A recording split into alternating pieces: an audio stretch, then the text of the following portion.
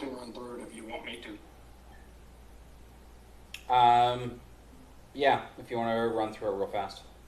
Okay, so we not many updates this week, but did our introductions of everyone. Ty is playing a halfling, looks like an Ishvalan from Full Metal. I play the Wall of Zariel. He's tiefling fighter. Corvina is a rogue, but also a cleric. And we also have Tyler, who is, I believe he said fighter. He is a 4-foot gnome. He also has a bronze appearance that you'll notice. And Mr. Sokar plays a drow elf warlock. So the recap, going through, we found the mechanic. He turned out not to be the terrorist that we thought he was. We got him into a safe area, and then from the captain advised us to go south of town and do a little, not recon, but getting information down there with the gnome, whose name is Zencast, and got some information. Then we went to the Lyceum. Correct.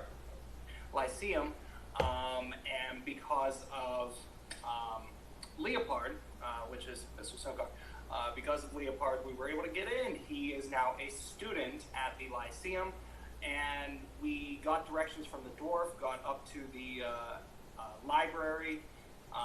Lord Revan described everything beautifully, and there was a half an hour of description, which, sorry, everybody missed that. Imagination. I'm sorry? Everybody could just use their imagination. Yes, imagination.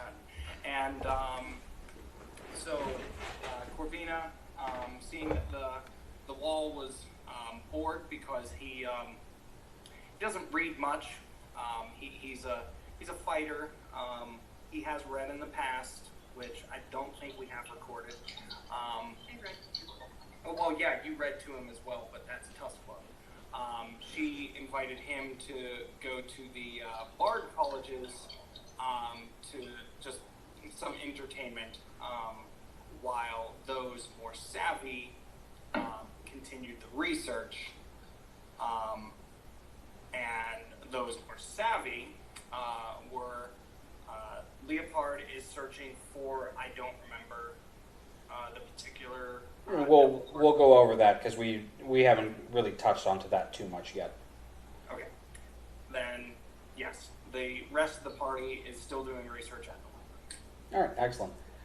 Thank you for the fast recap and appreciating my lack of spoons whenever it comes to my sound issues. You're welcome. Give yourself an experience point for that. I appreciate it. All right. So where I had left off with Zankus, you had found some books in regards to the clasp. Like I said, there's not a whole lot of information for the myriad here, just because they're not really dug into Taldori too much. You do find some information, and we could go over that at another time. But you did find a handful of tomes, at least in regards to the clasp themselves.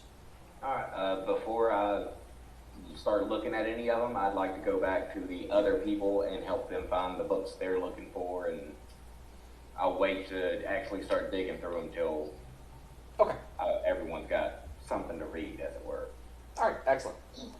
All right, so then before we get to Leopard, since I haven't heard from Zeralda, what are you doing?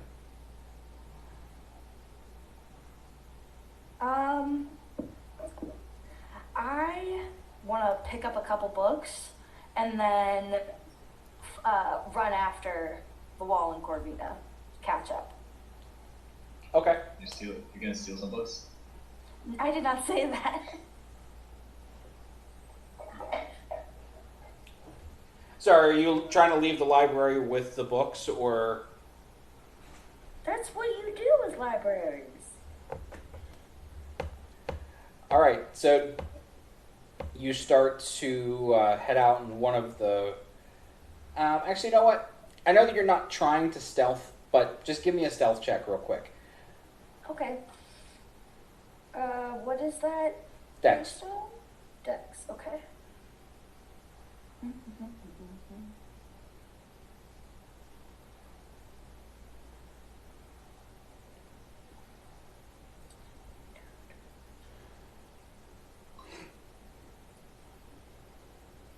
I didn't do the roll right.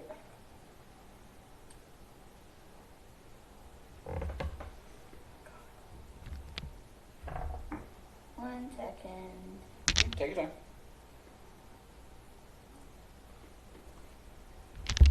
Dice Maiden not listening.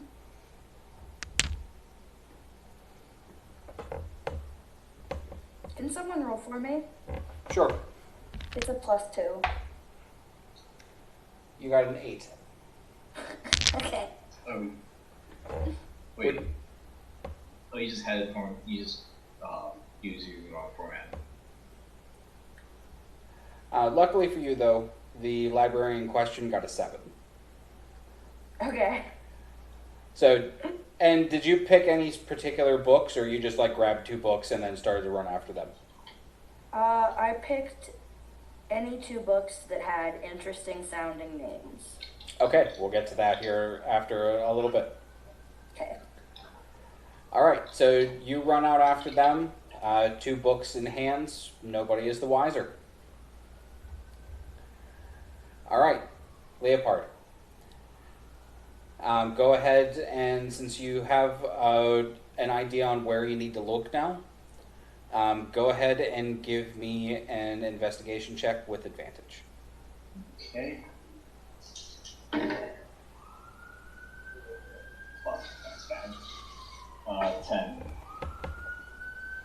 Okay. Yeah. No worries. I'm back to terrible rolls. Well, again, luckily, some of these checks are going to be really, really low anyway. So, you go through and you do find a couple of books. The first one is kind of a general overview of plane travel. You do find one that's more dedicated to the Hells. And I'll say that's what you have for right now. Now, there are other books in this section that could potentially be it, but we'll say that that's what you were able to find that jumped out at you at the moment, and then we'll go from there.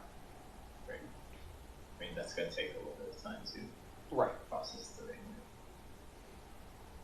So, you and Zenkus end up meeting up, seeing that the rest of the companions went off to hang out with, Delta Kappa High.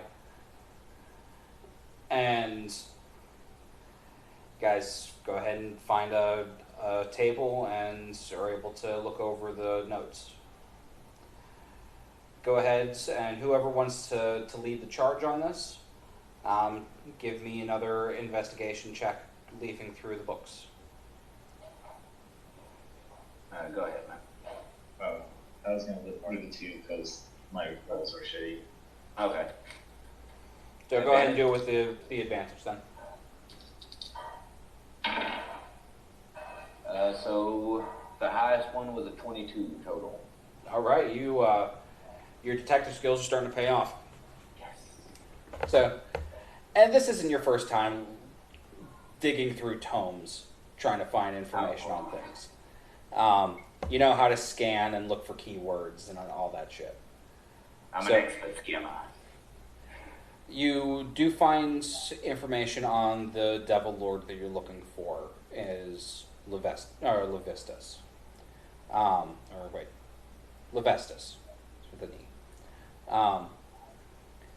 You do end up having to find another book to get a little bit more information, but with that check, I'll allow it. So you know that he is the Devil Lord of the 5th plane of hell. Specifically, that's Stygia. Stygia is a frozen wasteland. Nice, yeah. And is connected to the river Styx. It's one of the important levels in the Hells because that river connects to several other planes. Now, there's not a whole lot of information on the Devil Lord himself. You are able to learn that he, while still technically the one that's in charge of the plane, is locked in a block of ice that floats on the river Styx. Something according to their legend lore research and the information that's documented there, that he did something to piss off Asmodeus, and Asmodeus punished him by locking him away. There is another Archduke that does run Stygia named Geryon, but Levestus does still have a lot of influence and has a lot of followers. But he still has, well, not direct influence where he's talking to people, still has quite a large group of individuals that see him as the rightful ruler of Stygia. Okay. I convey all of that to Leopard. Okay.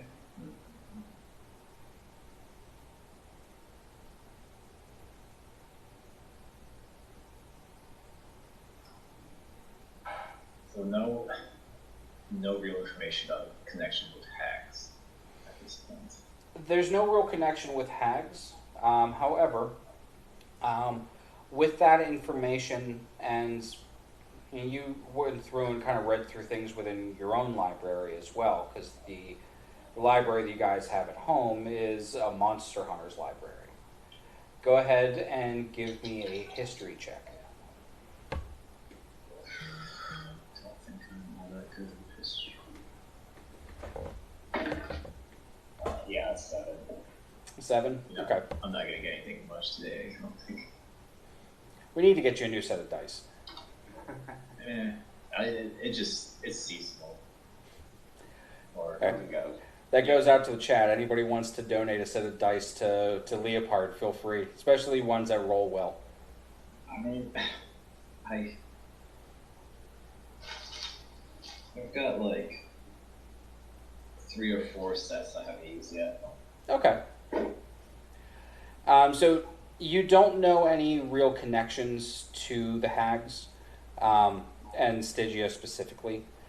You do know there are a lot of different types of hags, though, and some of them are associated with the outer and inner planes. Now, any of them that might be specific followers of him or something like that, you don't have any exact knowledge on, but it's not a stretch.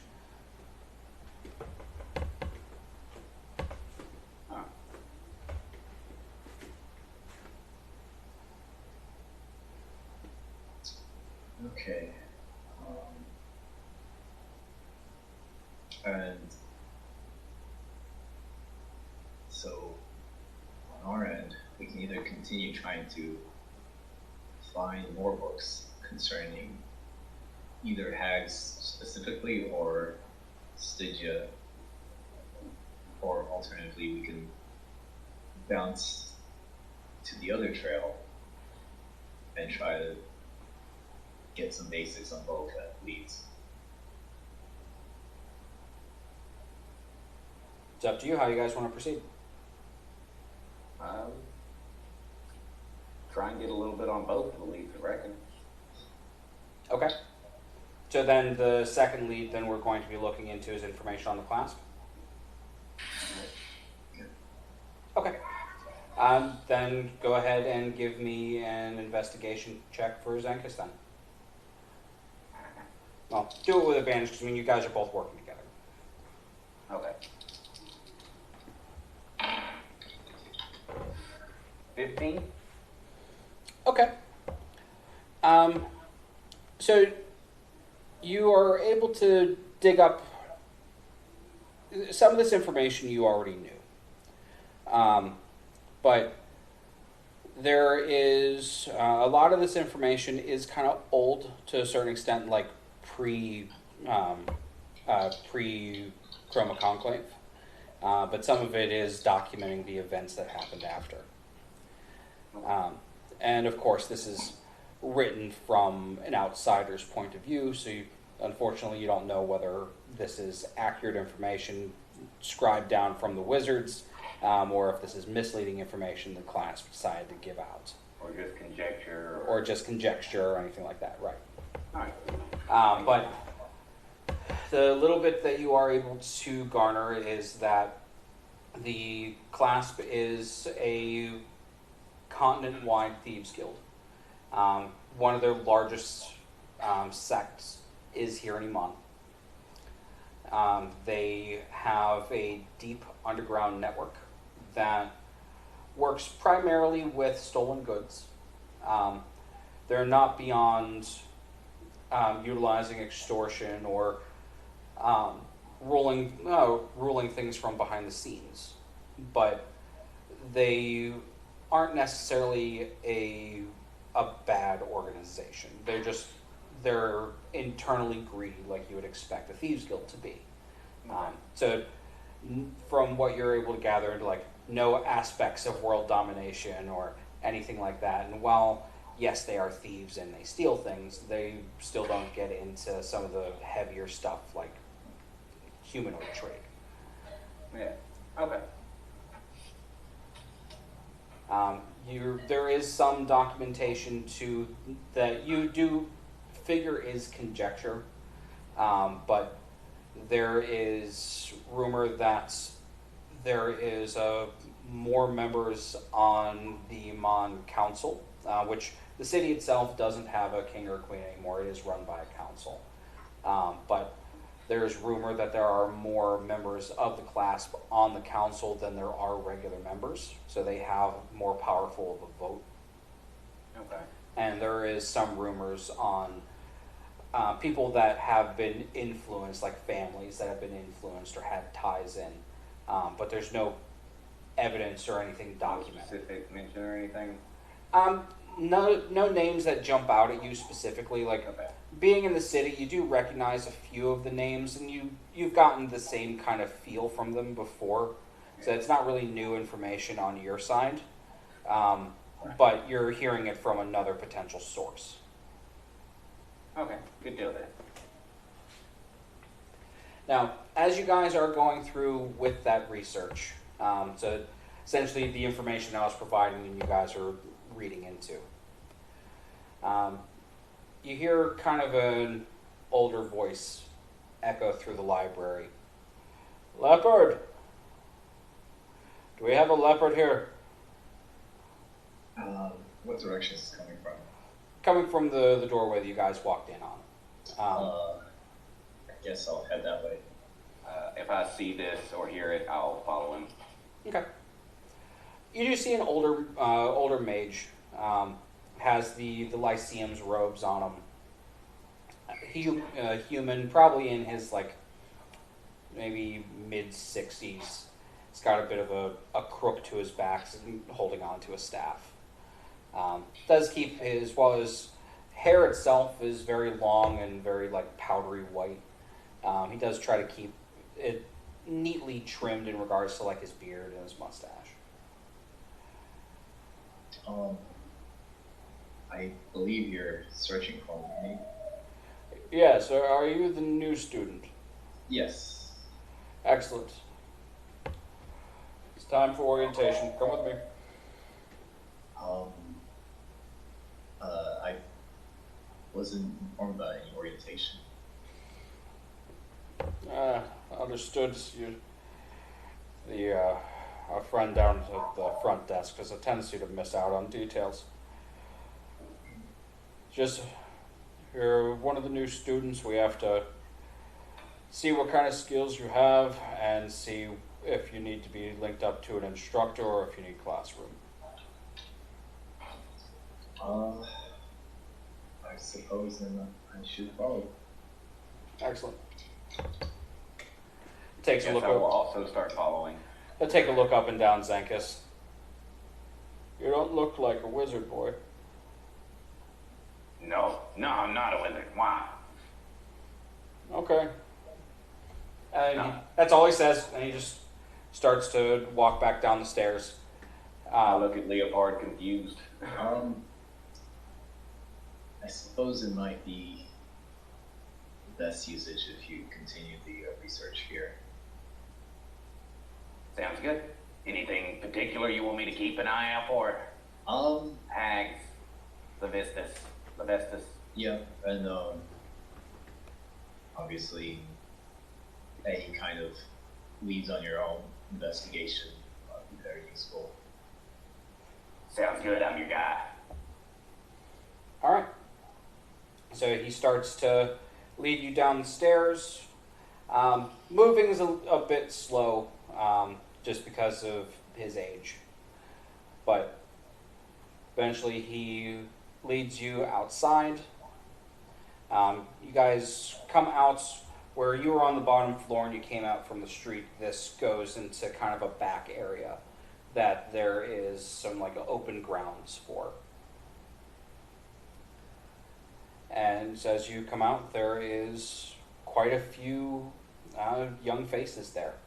A couple half-elves, mostly humans. Some of which don't look anything more than like fresh out of like 17 years old. Where you do have a couple older individuals there. They're probably in their like 30s or 40s. Is there the one guy in his like mid-60s that's just taking it as an elective? I was gonna say that's your 40-year-old is there just for like the elective. Like he's there specifically just so he could pick up the that one feat that gives you a first level spell. Yeah, it's his 20th year. Yeah. All right. So you end up coming down, and as you're coming through, you do see quite a few robed individuals, all of which have almost like the same uniform appearance to them for the most part. They all have that Lyceum robe, but each has a different, like a very heavy, like gold necklace or silver necklace, depending on which one you're looking at. And each has a different symbol on it. One of them very clearly sticks out, though, and you see a blue-skinned sea elf. She's, while everybody else is, all the other teachers are kind of gathering together, she's currently leaning up against a pillar outside.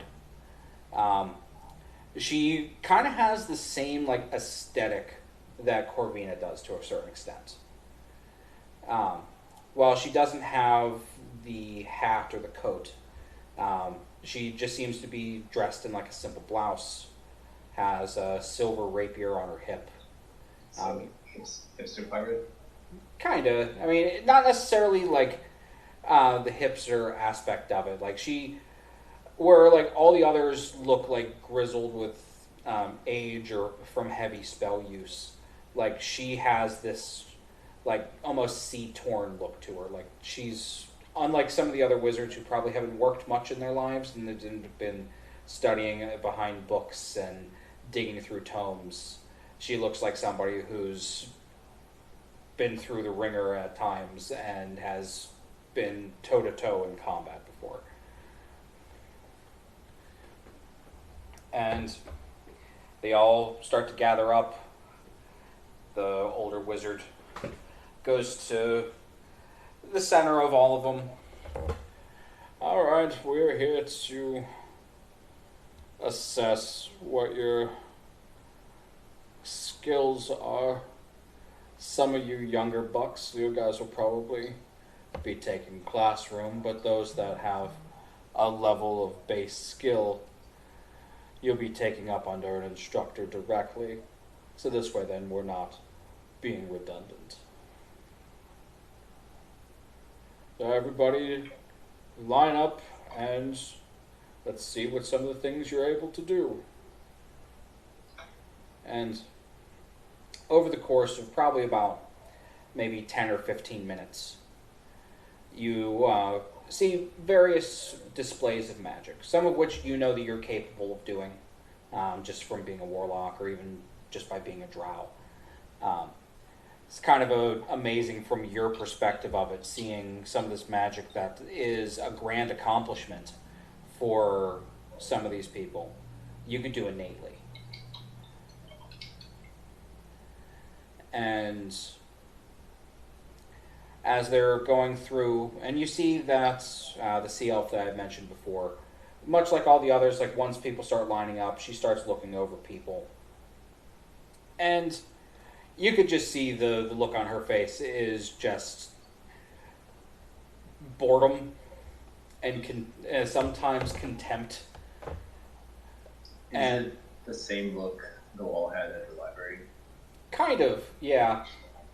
Go ahead and give me an insight check. I'm going to have you just roll all the bad rolls out. Yeah, how do I lose a sheet that's in front of me? Inside. Oh, that's 7. You got a 7? Yeah, insight is not Okay. a strong suit. That's fair. Alright, so you don't get much of a read off of her. Eventually they do come to you. And you kind of have like all eyes on you at the moment. And all of them did that too. And some of the students got selected. And they all look over at you. All right. What kind of magic can you do? Are you studied? Are you practiced? To some extent. What tier of spell are you capable of? And in layman's terms, that's their wizarding words for spell slot. Spell level? Yeah. Yes, yeah.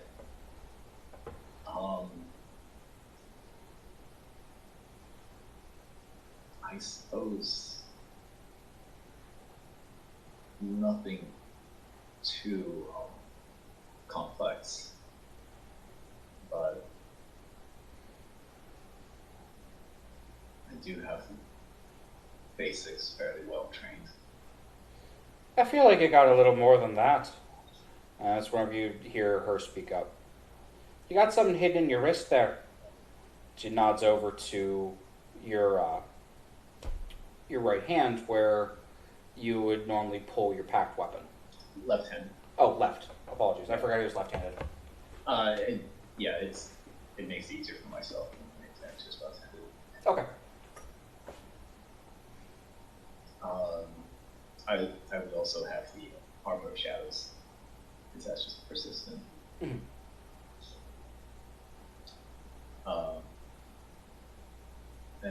So I pop the sword down, but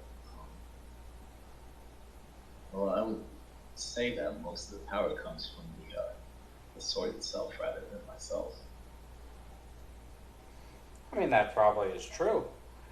You look like you'd be knocked over by a stiff breeze. But being able to store a sword in your wrist, and I have the feeling too that it's not just your left hand. I bet you could just summon that out to any of your hands. Would that be an accurate statement? I guess I never really tried. All right. Just a hot second. Apparently, Google wants to give me a timer. I'm going to put us on BRB, and we'll be back in a hot second.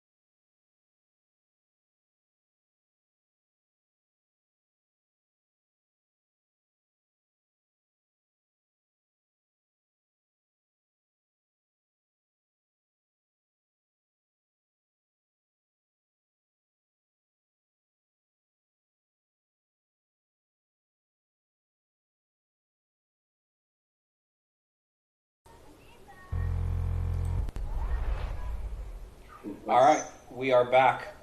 Technical difficulties aside, we shall continue and be vigilant. All right. So, where we're picking off, the sea elf was looking over Leopard. All right. I think you have some potential. This one's mine. And she'll start to walk away, heading a little bit further into the courtyard. And you hear from some of the other students that are there, you hear kind of like small like murmurs, and kind of like the like, oh, you're in trouble kind of thing, or the, oh fuck, I'm so glad that she picked him, not me. Which I wouldn't be able to discern with my awful insight. I mean, you're able to pick up on the murmurs as she's walking away, kind of waving you to follow her. Oh, okay. I wasn't sure if she was actually making any motion to follow or not. Mm-hmm. I guess I'll follow. Alright, so as you follow along, you end up going through a couple different, kind of almost like a park, almost like the college here is massive. And you do see various students that are, in different relaxing spots, and there's quite a bit of greenery here. While like everything else is very hard winter, like everywhere else, this seems to be like perpetually green. It's still a little chilly, but it's like sweater weather. Like it's not hot. But I suppose not too exceptional for such a high magic place. Probably not. Well, actually, I don't know. Controlling weather is pretty high out there. Just, I guess, I would assume there's a pretty good concentration of highly skilled mages. Yeah, I mean, that's very true. There's quite a concentration of highly skilled mages here. So eventually, she leads you into an old amphitheater. So you come down a set of stone steps, and head into a large sand-filled circle. There are a couple of pillars that some are standing, some are knocked down, and you see a series of, from the sides of the circle, two like gouting almost waterfalls that are pouring into the sand pit and creating their own like little stream underneath. So there's a source of water within the sand pit, as well as a sand bar that goes across.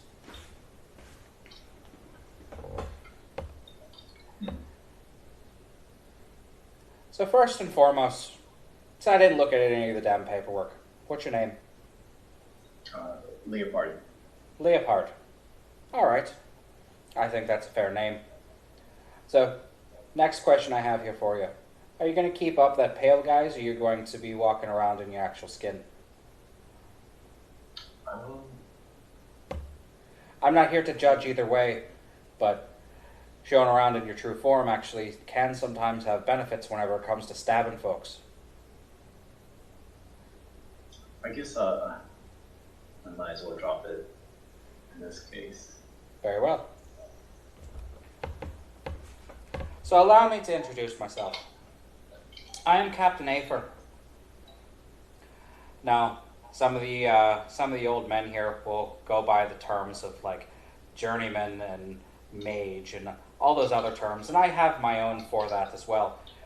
But I'll take the honorific of Miship.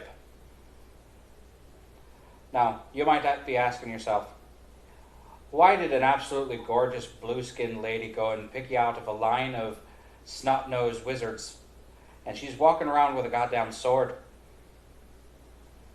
See, there's a practice here that is not well known.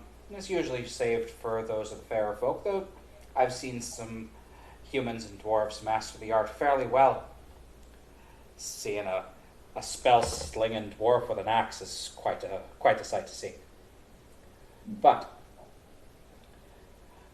you have the appearance of somebody that has a level of grace to you, and somebody that seems studious enough to be able to handle themselves not only with a spell but with a sword. Do you find that that's probably a fair assessment? I would say it's definitely a possibility, although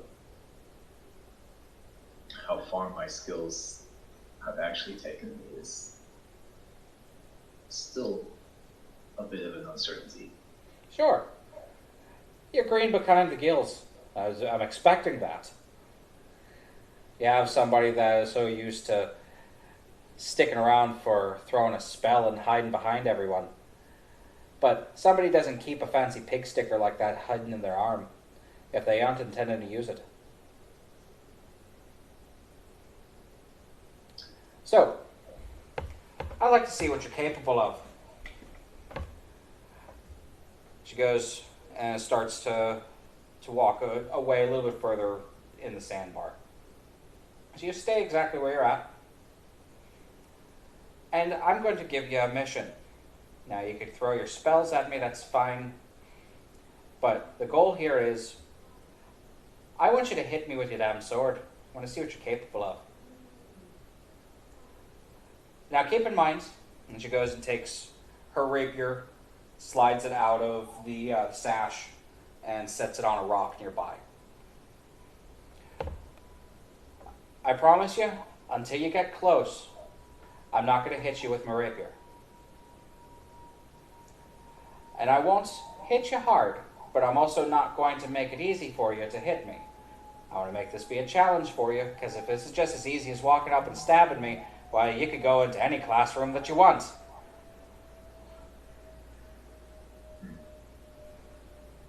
And don't worry, I'm not afraid of you hurting me. I don't think you can. So, are you up for the challenge? Because if I can see that you're able to mete out some metal, throw a little bit of spell work in there with your offhand, then I might be able to show you a thing or two about a thing or two. And you might be able to learn some things. I mean, otherwise, if you're too afraid to go toe-to-toe, you're welcome to go back and studying moldy tomes and, getting a crick in your back like the old man.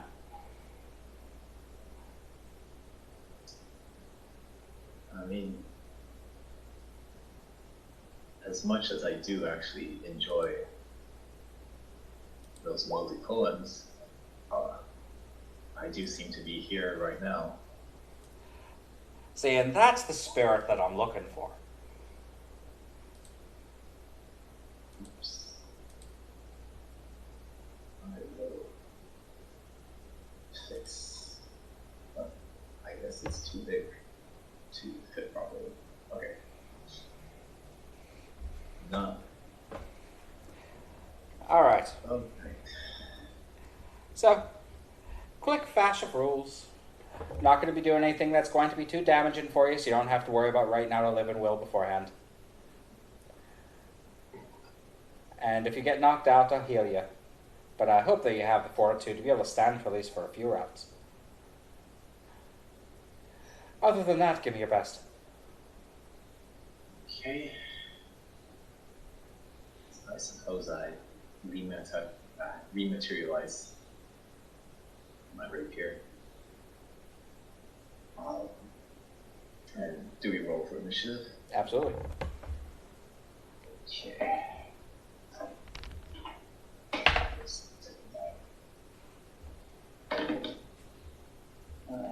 Marginally better.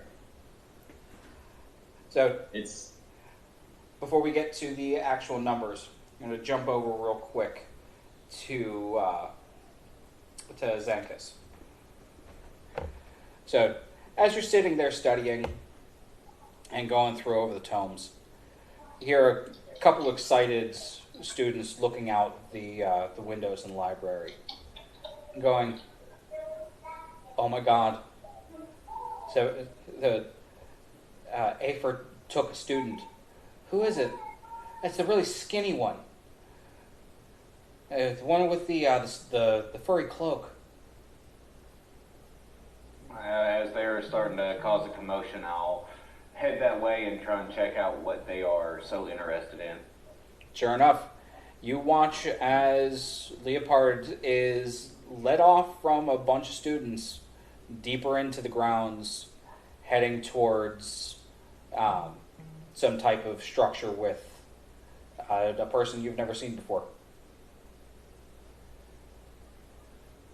And the two students that are near you, they're kind of laughing and giggling, and one of them goes, "Oh, she hasn't picked somebody in quite a while. The last one ended up dead." So, would either of you know who that lady was? They both take a quick look at you. "Oh, that's Captain Afer. She's not like the other masters here. She's a Gish. She does spells and swords, and she's rough. Nobody wants her as a teacher." And the other one chimes in, "Yeah, we heard a rumor that the last student she got disappointed with and ran them through with that sword of hers, and nobody ever saw them again." Do I feel like are they just fucking with me, or are they legitimately? Go ahead and give me an insight.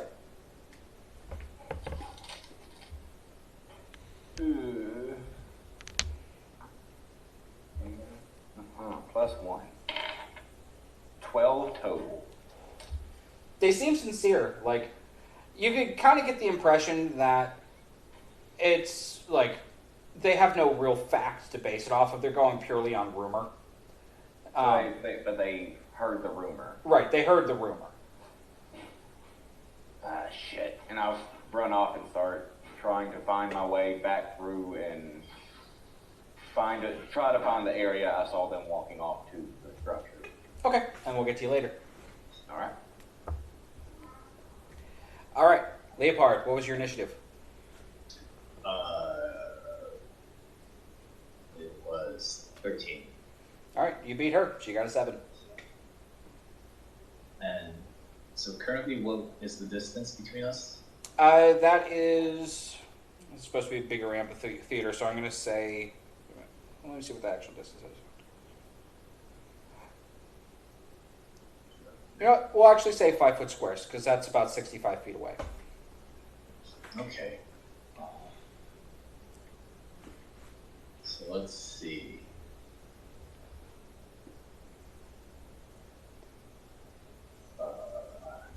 Sorry. I feel like I'm creating spells as usual. Or at the very least, the distances. Distance for movement, or are you looking for a spell? Spells.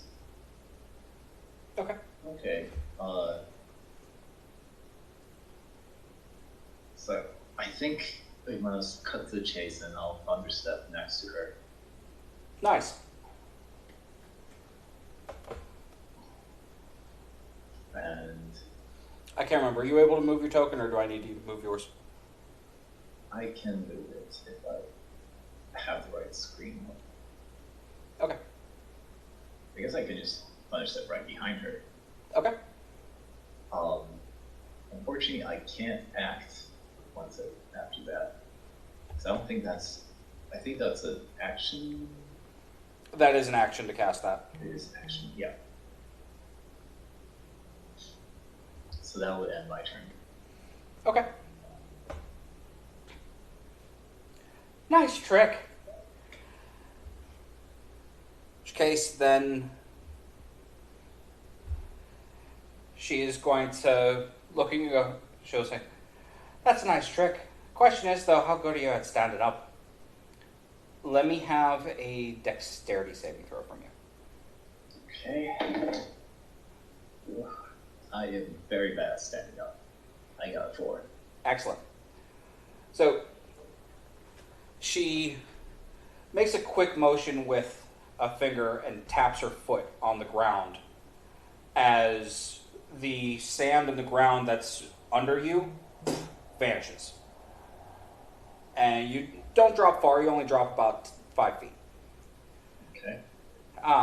But you do end up dropping into the pit, and you are prone. Yeah. I mean, also that's tall enough for me to be fully underground standing up anyway. That's true, because you're like just shy of 5 feet, aren't you? Yeah. Which case, then she utters another word. You're getting closer, though. And then Misty steps.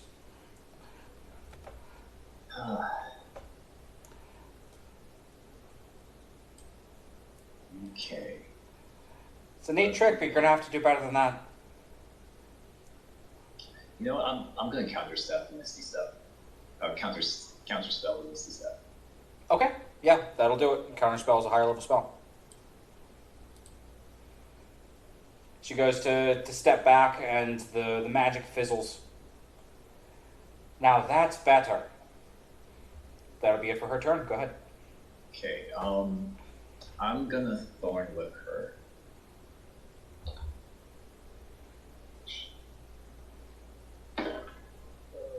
Oh, natural 20 on the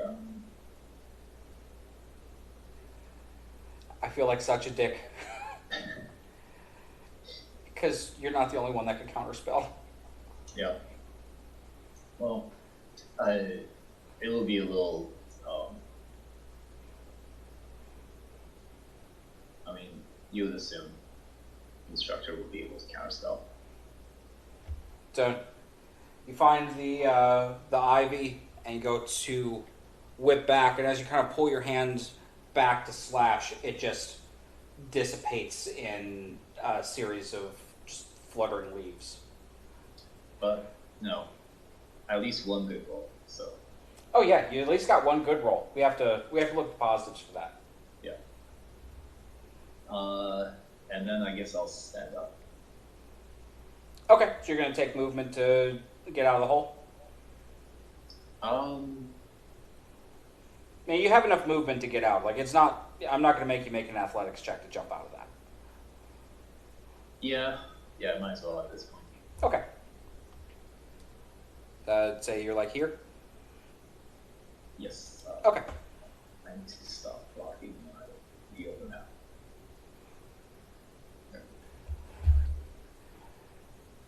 She goes, not to show you something. And she moves her hand, and from where she had laid the rapier down over here, it comes out of its sheath and goes over to her hand. Where then she starts, you see her feet kind of move, and it's almost like she's moving in a rhythm to a certain extent, like something that you haven't really encountered before. This is the Song of Blades. And she will start to move around you, and lightning quick is going to take 3 slaps at you with the side of the blade.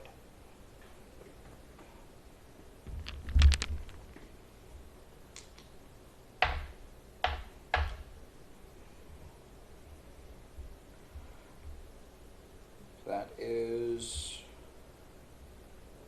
a 21, a 22, and the other one will be a miss. It's like a 14. Yeah, so they both hit. Okay.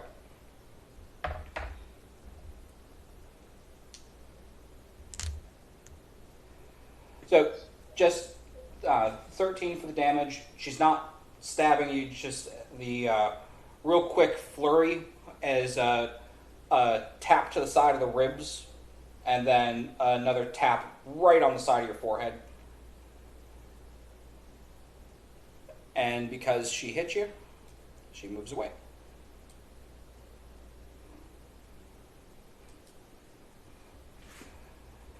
You're getting closer. I have to commend you for getting as far as you have so far. But I told you need to stab me.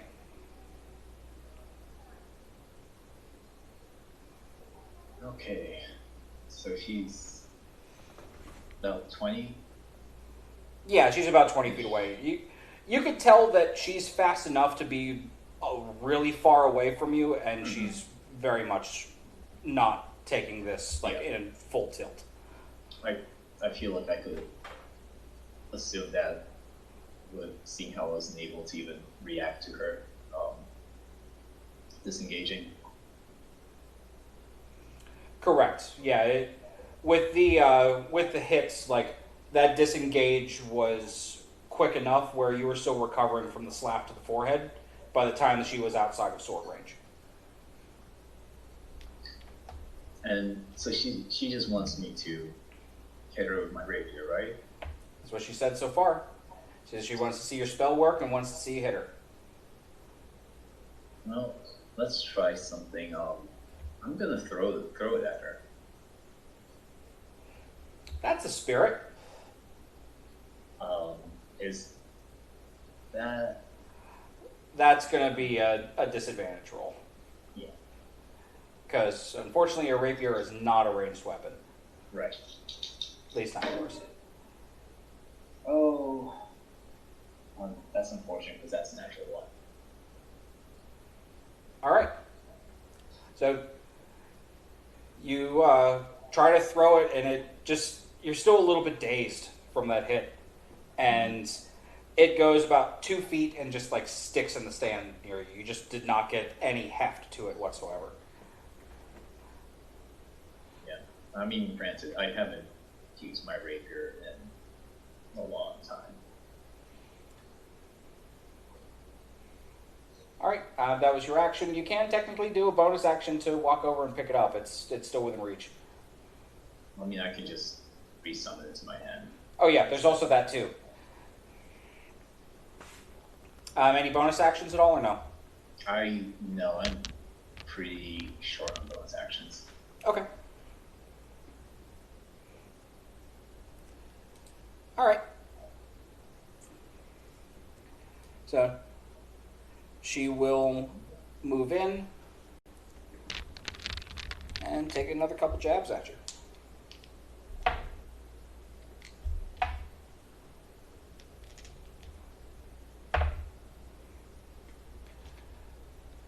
The first two, and again, you're watching her movements, and it's very different from like whenever you were still, whenever you got drafted for the war, because you had a blade instructor, and your blade instructor was very good, probably as good as her, if not better. But the movements for him were very like classical fencing, rigid but reactionary. Strong defense, stuff like that. Her movements are very fluid. Every time you move left, she moves right, and you see her footwork. She's reading you for each of the moves that you make. She's trying to make a counter move. The first two jabs she makes at you looks like she intentionally misses, just essentially trying to feign. Where the last one would have been a 29. Okay. And she hits you good for 12. Okay.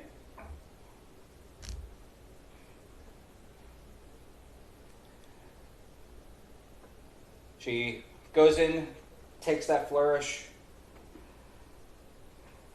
Come on, Leopard. You can't be getting slapped around by a girl all day. And she'll take a couple steps back.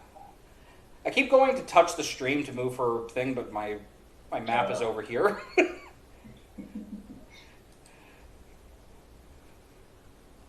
Okay. And about this time, that's whenever you find the amphitheater for Zankus. And you hear like the clash of... you hear a little bit of a clash of steel. You hear a solid boom from an impact.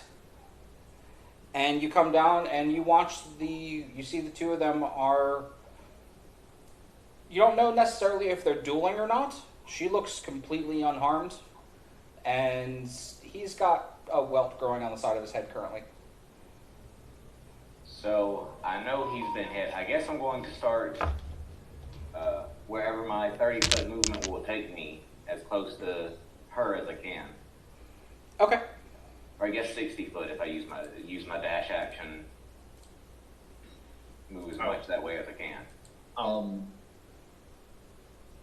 And any reaction to seeing Leopard as a drow? Oh, that's true, because you haven't seen him as a drow yet.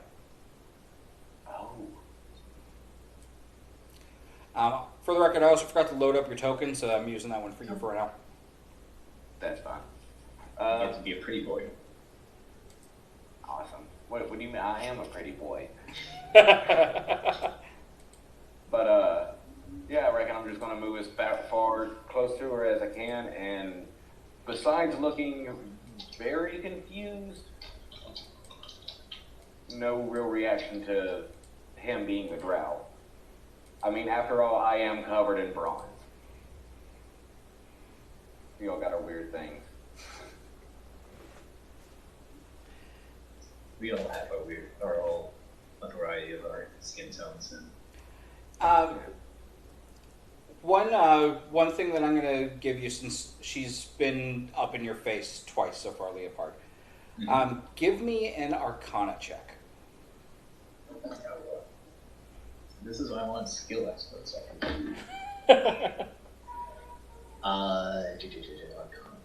17. Okay. So there is something that you do notice as she disengages from you the second time. She's moving a little faster than you would expect a person to move, beyond just skill. You almost seems like her movements are exaggerated. You could almost see, like, as like her hand moves away, you see almost like a slight after image before it connects back to her. Right. I suppose having been around Knights, these kind of oddities probably aren't too surprising. Maybe not, but the Arcana check. You can tell from that she is enhanced somehow. Now, whether that's through an item or a spell, you don't know. And then for Zankus, go ahead and roll the initiative for me as well, just to see where you fall in the order.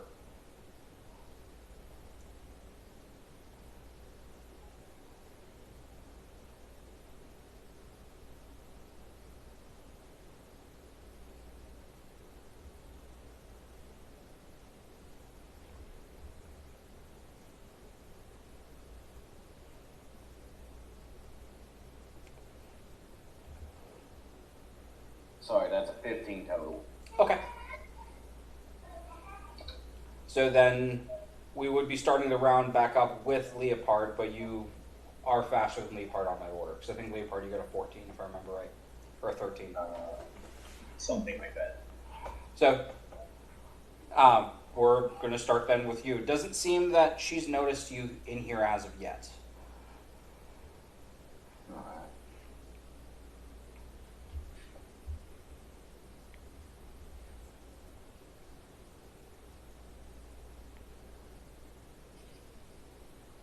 So are we starting on me or Leopard? On you. On me? Oh. Yeah. Yeah, I will continue to move. Can I get to that land bridge? Just shy of it at your 30 feet. It would get you to about here. And I'm going to hold my action and wait for her to get close enough to... If she gets close enough to me, I'll swing. Okay, and she's at 30 feet from you now. Okay. All right, Leopard. And as you notice that, and you do see Zankus come running across. It's hard to miss him when the light catches the bronze. Does the light bouncing off his godlike bronze skin blind me? No. Okay, then I haven't I'll gotten just- to blinding you yet, but that's not without the option. Okay, so I'll walk up to her I'll apparate the sword into my right hand and attack. All right, go for it.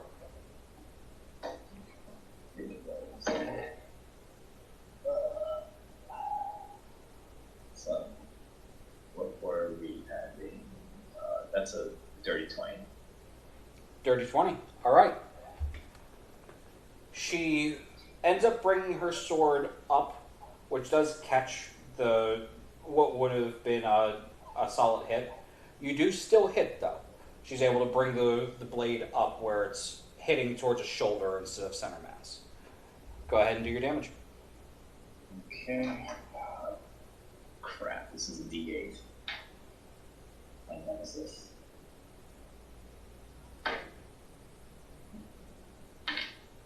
Okay, so 8 piercing and 1 poison damage. Okay. And she has to do. I think that's only on a critical, isn't it? Two per successful hit, then it's free for a critical. Let me double check that. Okay. I know it's been a while since you used that, but I was pretty sure that the entangle effect was only critical. It's only been what, like 5-6 months. Right. I don't think that you've ever used that sword for anything but murdering the black spider. I think that was the last time I used the sword. Yes. Yeah. Let me find the actual full. Where are you? Okay, 2 per short rest. Yeah, it's on twice per short rest on a successful hit. It's strength save. It's 16. Okay, so it's just it's a charge thing. Yeah. Okay. What was the DC for it? 16. Strength? Yep. All right, not a problem. So, the blades, you come in, you say the word for the discharge as the Quickling's Ivy glows this very, emerald-like green as and impacts right into the shoulder where she deflects it as a series of ivy sprouts from the blade and the wound and starts to wrap through, and she is entangled currently. Okay. I believe that counts as a hit. I believe that counts as a hit as well. Congratulations. I didn't invite any other interlopers, though. In which case, she drops the rapier, and it starts to go down to the floor, or down to the sand, as it zips up on its own around, and points right at the bronze. Just enough where it could be laying a scratch in it, but it's not. And she just stands there, wrapped in ivy, turns around. Can I help you with something? Okay, now what's going on? Where's the elf? Because last time I saw him, he was an elf, correct? Right.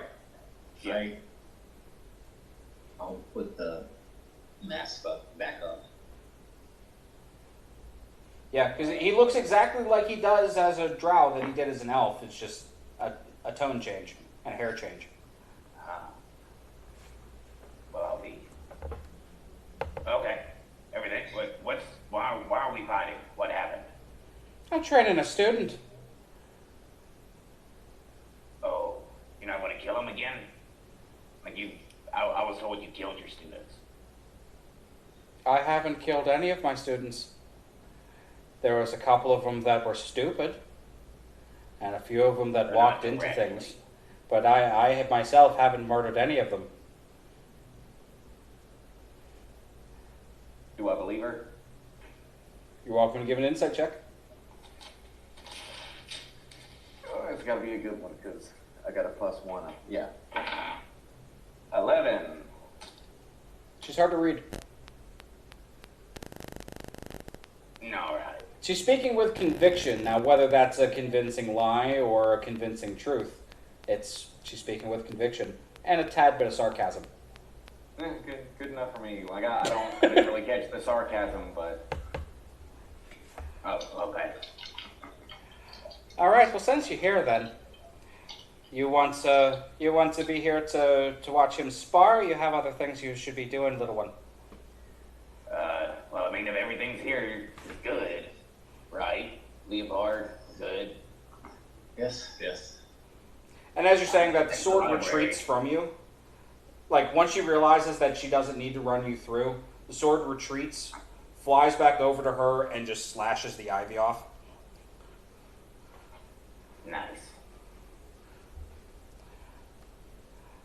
All right. And I head back to the library.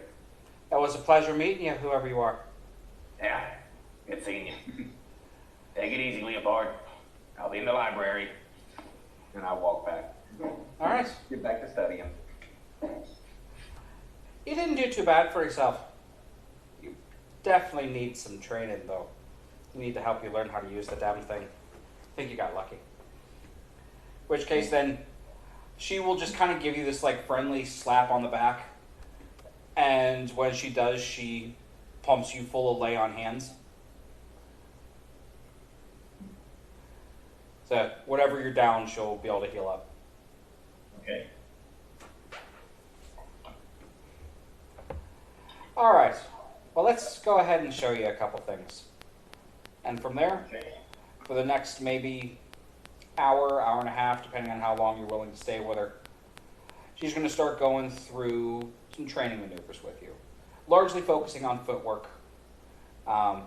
Teach you to not be so damn rusty with the sword. Showing you some basics on stances. And again, some of the stuff is reiterated from your old instructor back from a couple years ago. But it's just very much a different style laid on the same like root mechanics. And that's where we will hold you off for now. We'll get to the rest of the group. For a little bit of flavor, just as I leave the where they were practicing. Yeah, she was afraid of me. She didn't know how to handle it. I have that effect on people, and just kind of muttering to myself about how impressed she was with me. Yeah, I was going to ask, were you muttering to yourself, or were you saying this to passing by students? I was just saying it to myself, but I'm not being like quiet. Yeah, and you definitely see a couple like students, like the two of them that were in the library followed you out, and you come walking back unscathed. They hear you talking to yourself and like, wow, he's impressive. I wonder what school of magic he's studying under. I just keep muttering to myself or talking to myself out loud and about how great I was, and it's just hard for someone to look at this and not get a little scared, you know what I'm saying? I go back to the library. Wonderful. I love it. All right. To those heading out to the college, the Bard College. So you guys exit out through the front doors of the... to head out to the Bard College, because you guys aren't from here. Who's leading that charge? Trying to figure out where the fuck you need to go. Probably me. And side question above table, we were kind of figuring it out in chat. Is there a pirate ship parked anywhere in like the teacher's slots on the way out? There's not. Okay. So that whole hot wiring the pirate ship while she's being distracted conversation didn't happen. Right, yeah. There's no like Grand Theft Autoing a galleon. Okay. Alright. That would have been cool though. That would have been cool. I agree with that. While the Wall of Zariel is acting as like a Chaperone? supervising chaperone, I think he would stop you from that.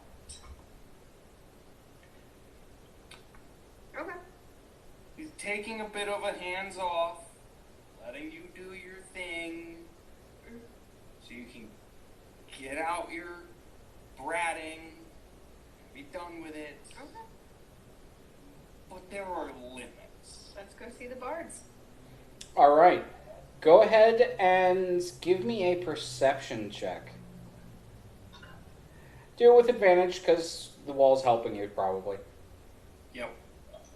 Okay. And like I've been to Iman quite a bit, and you know, maybe I would probably kind of know where it's going. Not at all. Not So at all. I don't imagine that you'd spent any time in the college itself. Okay. And So with advantage, right?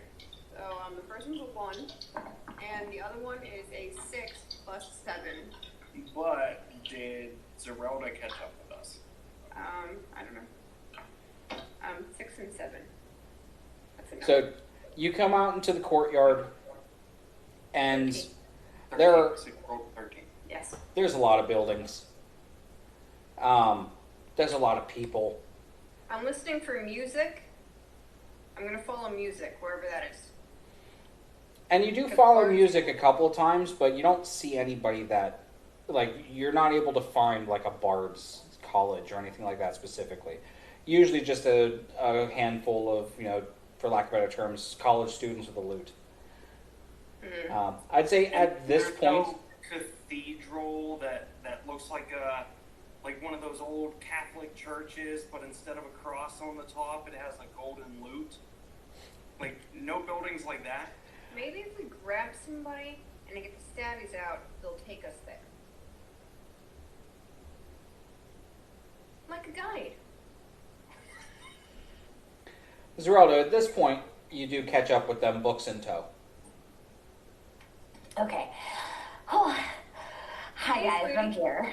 We're looking for the Bard College. We can't find it, so I'm gonna go stab and find us a guide.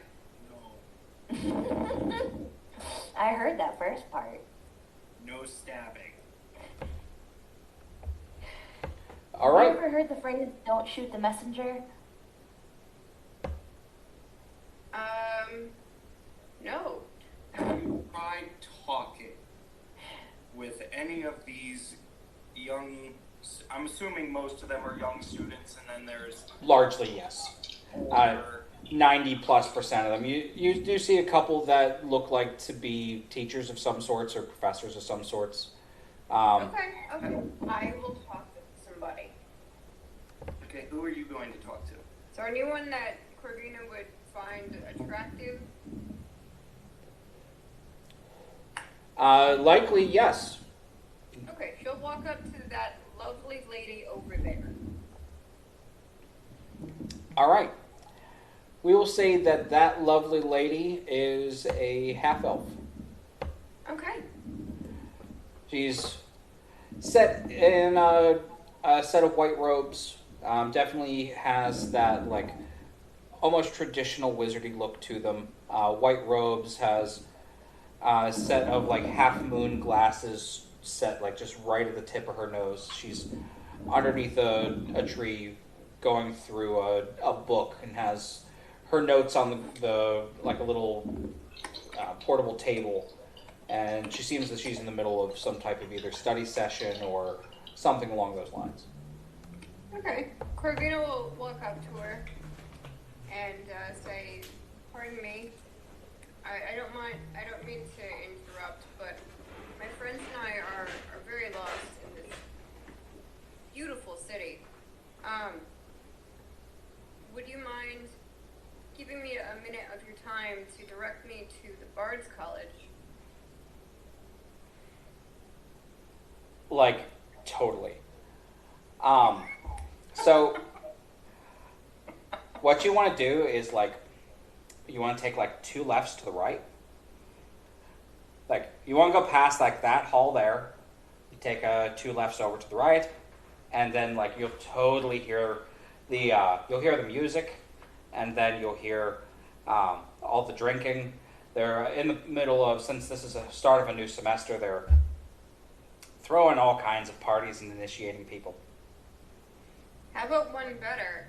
How about you personally show us where to go, and I'll buy you a drink? Oh, I'm too engrossed in this. I'll be joining that later. I'm currently working on a really difficult spell right now, and it's a lot to work. Corvina will walk up to her a little closer, not like an uncomfortable close, but like she'll put her hand on the book. Do you realize the reason why this spell is so difficult is because you've been trying so hard? You've got to take your eyes off of the spell for a few minutes. Go, enjoy yourself, and then come back to it. And it'll be so much easier later. Go ahead and give me a persuasion check, but give it with a disadvantage. Okay, we got 9, 8. Oh. Persuasion? Mm-hmm. 16. It's not bad. She goes, I totally appreciate it, but this is like the third scroll that I've burned trying to write this down, and my illusions professor will totally murder me if I ruin this other one. Do you want me to murder him? Okay, Corvina, I think we can leave the poor girl alone. Very proud of you for handling majority of that professionally, but how about we talk to somebody a bit more elder? And I will look for that 10% of the people that look to be like teachers, instructors, professors, Like- etc. You totally won't find one of the professors there. They hate their ragers, but like if you follow the directions I gave you, you'll get right there. And you'll be there later? I can buy you a drink later. Maybe. Okay, so we do the left, right, left music thing. It was 2 lefts to the right. Okay, that one. How does that make sense? Okay. So you follow her directions, and they don't seem to make sense until you realize that she missed a word. It's 2 lefts and a right. And you recognize that whenever you hear the music and you hear the sound of frat boys. Oh, lovely. Yeah, the wall was not going to be comfortable here. It's okay. We will find a different area. There will be a fight. It's okay. I will be imprisoned. You will be fine. Just stay with Corvina. Corvina has not been imprisoned. It's been 5 days. I have not been in jail. It's funny, you could almost say that you were born yesterday. Yes? We will not be in jail. We are fine. It's lovely as a DM whenever you realize that you can watch a player fail an intelligence check. Or an intelligence saving throw, rather. That face slap was I just took 3 points of psychic damage from that joke.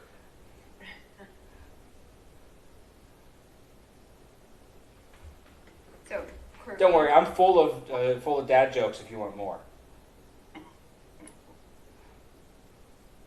Corvina takes the wall by one hand and Zerelda by the other and just beelines it to, like, the Bard sorority house. What have I got myself into? You said sorority house? Yes.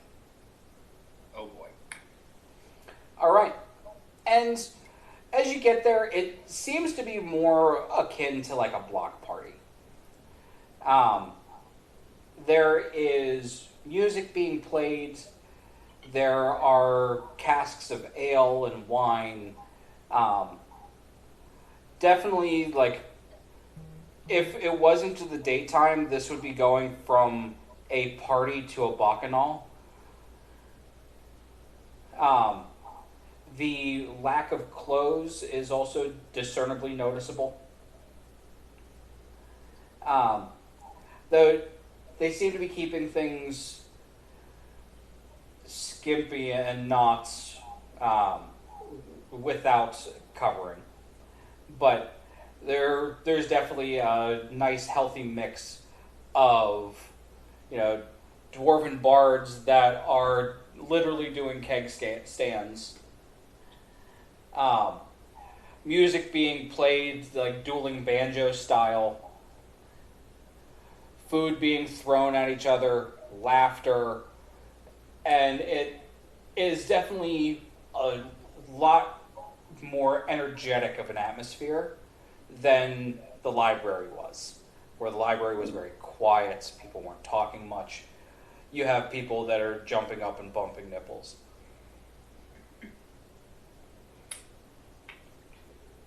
So are you ready? Let's go have fun. Why did I agree to this? Geralda has books if you'd rather have books.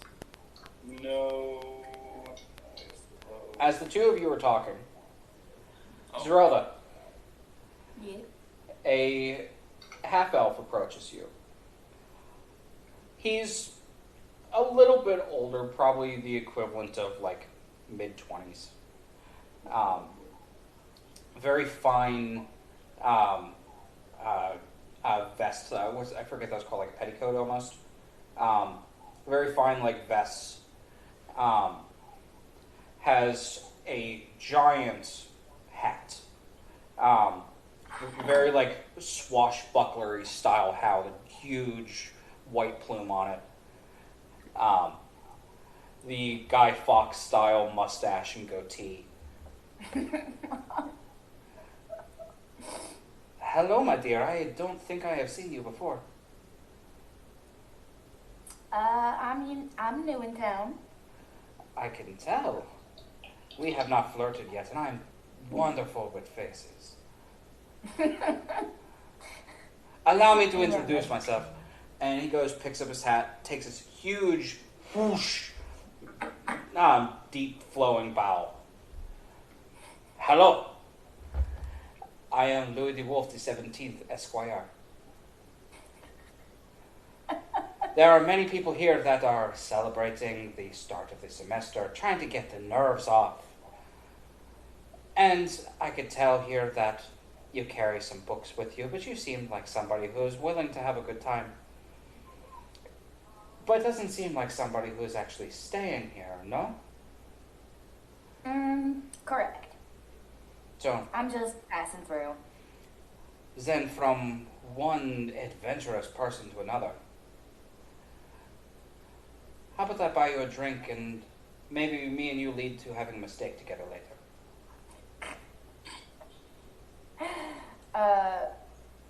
Zerelda laughs despite herself. I don't drink, but I will take you up on the offer to hang out. That sounds wonderful. If you are not one to drink, or you want to partake in the, pardon the colloquialism, the halfling leaf. Yes, indeed. As she will pull from her waist, it's a little satchel, and inside of it is a small little glass container with a screw on top. She unscrews the top of it and holds it out for him for a sniff. Oh, that smells, beautiful.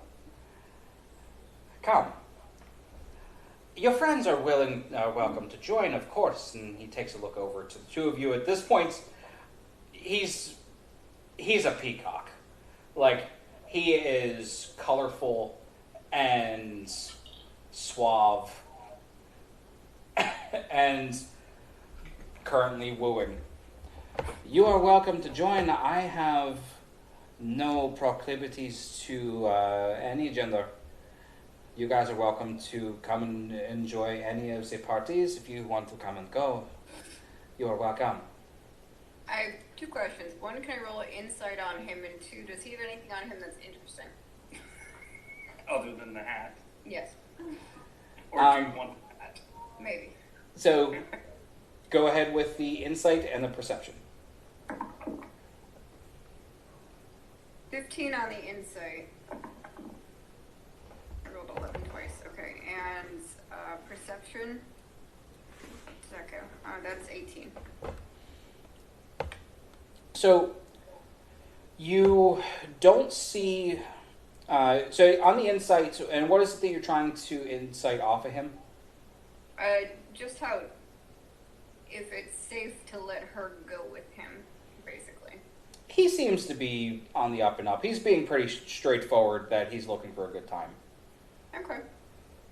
As for the insights or the perception, you see a coin pouch hanging off of his belt, and it's not like a tie-on pouch. It's like actual like flapped up buttoned belt pouch, kind of like what you would have on like your adventuring belt. So you do see a couple of those. You see inside the vest. What at first almost looks like the vest is really tight. You can see like what looks like ribs. You could tell that it's something else. You just don't know exactly what. But there's something that's tucked into his vest that's currently buttoned up. You see them tapped into the side where the ribs would be. Okay, Zerelda, you need to knock him out, take the gear. No, I'm kidding. So Corvina will tell Zerelda that girl code, he seems cool. We're gonna hang here and party, but if you need anything, make sure you contact me, and she'll send her bird. Okay. Yes, indeed. Sounds good. I love the birds, by the way. They're very what's the name for them here? Stabby. The Queen of Death. The god one. Oh, yes, the Raven Queen.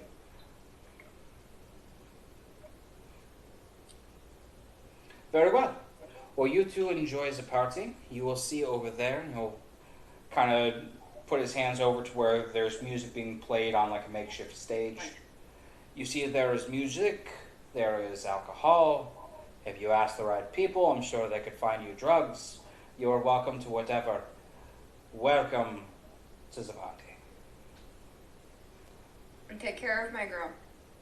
I will take very good care.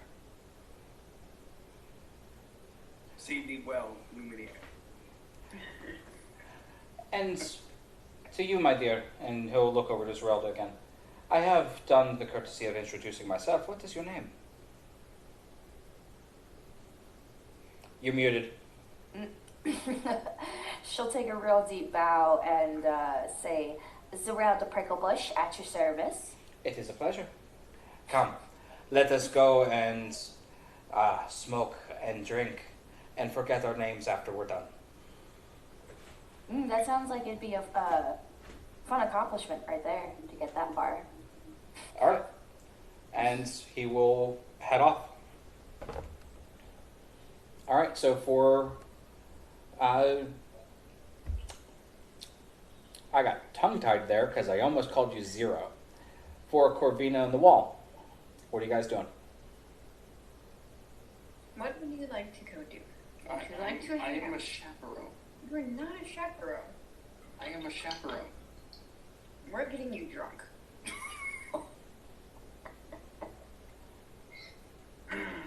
That's what we're gonna go do. We're gonna go into a sorority house and get the ball drunk. So the houses themselves are not opened to the public, but everything is outside. There's this huge courtyard that they've taken over and is full of everything that you would need. Okay. We'll find an area that he is comfortable in and start getting him drinks. And that's the look he's probably going to give her. All right. Just gonna the first drink in your hand. You find a dwarf that is currently sitting on an empty keg. 2 kegs stacked on the table nearby. One marked ale, the other one marked other. I would like a big glass of other, please. Aye. Is that going to be 2 glasses or 3? You know what? Make it 3. All right. Goes and pulls out 3 giant steins, like full on like dwarven alcohol steins, Nice. and fills them up. I give them all to the wall. By the end of this, they'll ask you what your name is.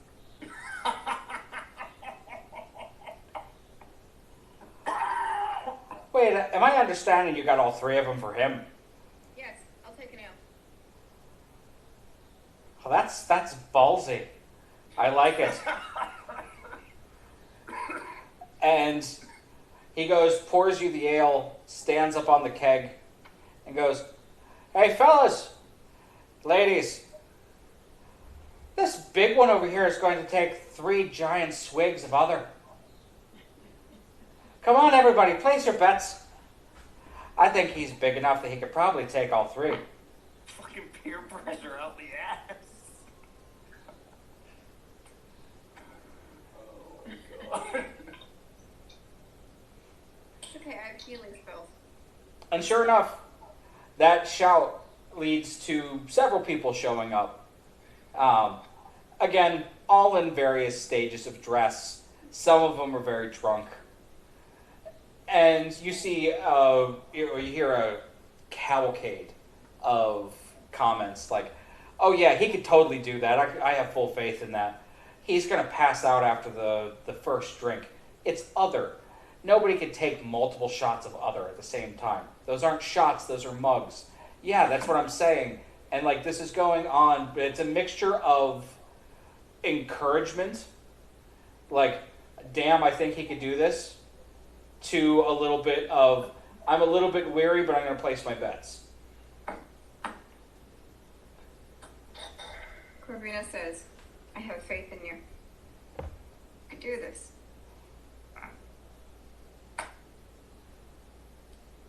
Corvina. What is the mess you have got me into? It is called having fun. I expect to wake up in my room Oh, you will. fully clothed. Or mine. What?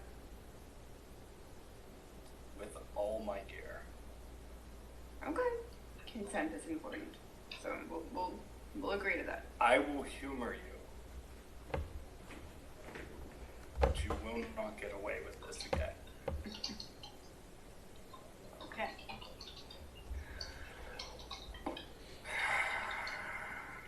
Was I loud enough? Oh yeah, I heard you. Low, he would have been talking to her.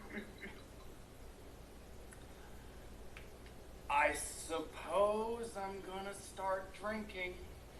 All right. Go ahead and give me a Constitution saving throw for the first one. Can she make bets also? Oh yeah, certainly. Okay. She's gonna bet on the wall, and she's got gold, so. Okay, and I'll figure out the money part of that afterwards. Just write down how much you're putting in for the bet. 100 gold. Okay. No pressure. The first save is 19. All right. You've had drinking contests before. The army has those occasionally. You guys go on leave, and you and your mates would go and drink. This is pure fucking alcohol. You get various tastes where you think that other is just a mixture of different bottles that are just poured into the keg. It is, it's rough, it burns, but you handle it just fine. That first mug goes down, you end up coughing a little bit, you feel that burn in your chest and your throat, that heat that you would recognize from a really heavy shot. But you take it. I mean, I do have fire resistance. That's right. I'm actually taking that into account with the DC slightly. Ah, okay. So that was the whole first drink? That was a whole first drink. Okay, so I got 2 more. Okay. What is this? Math. 16. Okay. At this point, you feel like you have no taste buds. Your tongue is kind of numb, which is probably good because the flavor of this is not great. You get the impression this is probably better for a mixed drink. But you take down the other one, and you definitely feel the burn on that drink, but you're still holding strong for now. How are you doing?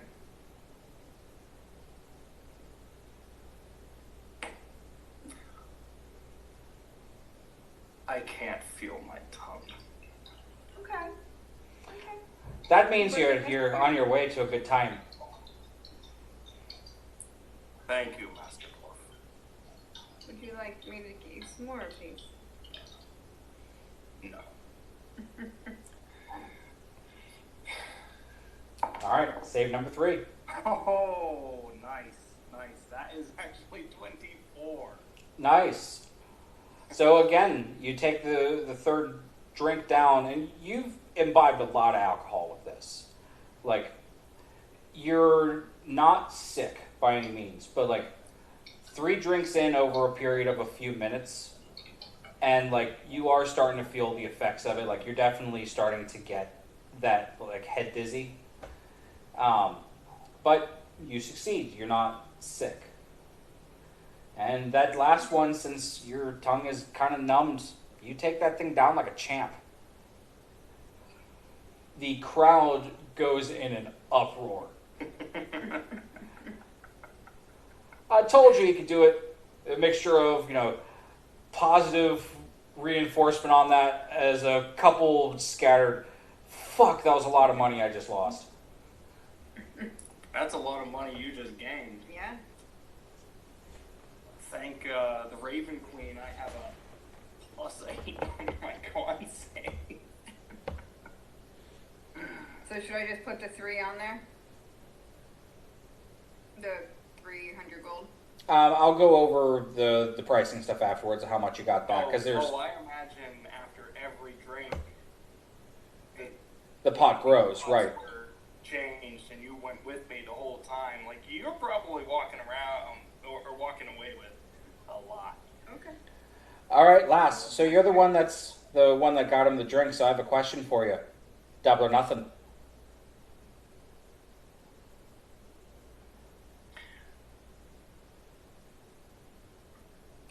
I don't know what the dwarf is after, but I'm not drinking anymore.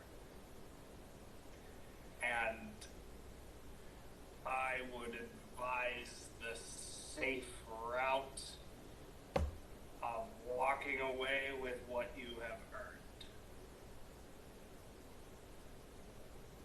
Did I do a good acting there? You did spectacularly. Well done.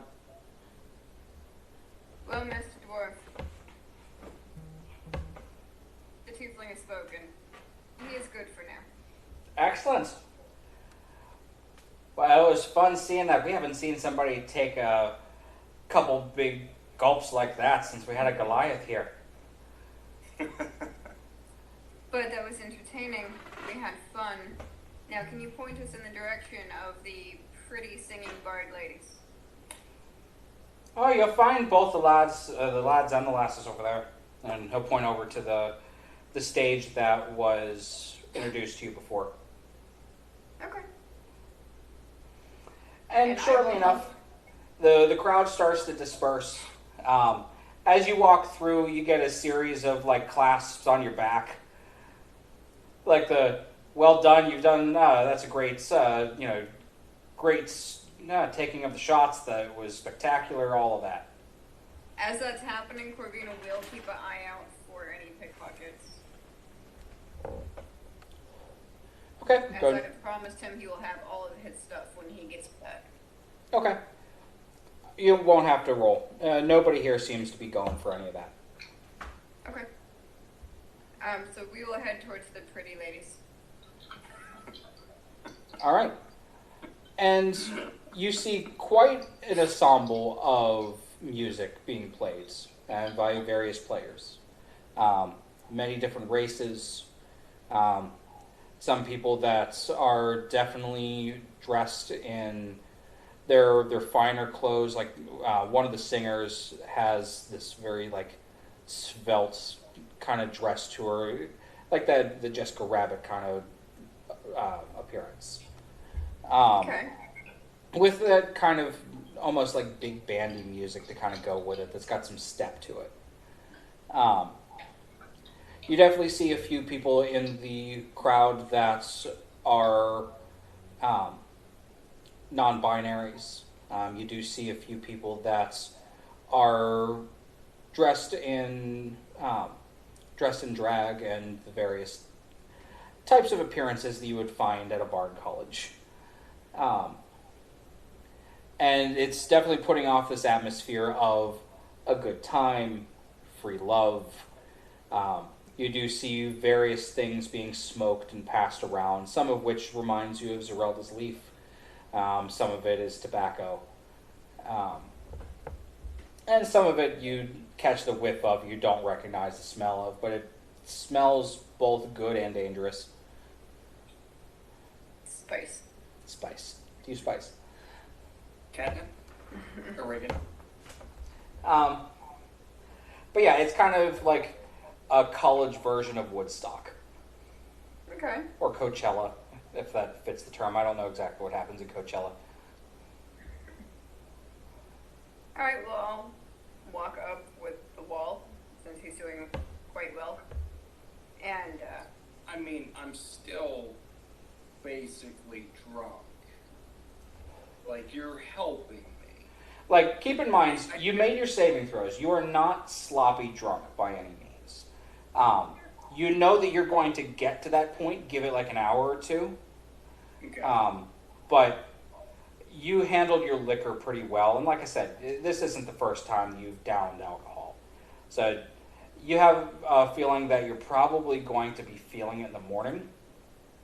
But other than that, you're not too bad. I'm not high enough to give you any help, by the way. Another level or two.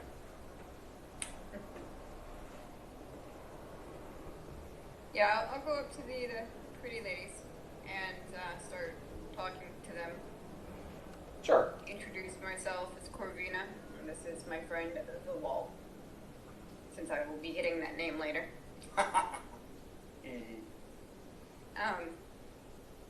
And ask them their names. Sure. And that is actually where we will pick up next session. Okay. Yeah. So I will say, since it's been a little bit of time since you guys had done it, and ironically enough, it was, it's ending on the note of a drinking game. Everybody go ahead and give yourself a level up. Nice. Woo. I hit points now. It's been a long road to get to this level up. Yeah, especially for you. But does it feel like you've been waiting this whole time you've been playing with us? Just to level up? What can I say? For 2 weeks almost. Yeah. Like, entire campaign. Yeah. Just getting to the first level up. All right, so you guys go ahead and do up your characters for level 7. If you have any questions for me with the level ups or any direction you want to go with characters, feel free to message me on. I'd be happy to help. But I will go ahead and have us start our sign off. So anybody who's stayed with us and watched, thank you very much for your time. As always, we appreciate you. Everybody is welcome at our table here. This is an inclusive space for anybody who wishes to game, as well too as anybody within the BIPOC, the Alphabet Mafia, the Neurodivergence. Mean shit. The majority of our table is neurodivergent. So we thank you all for being here.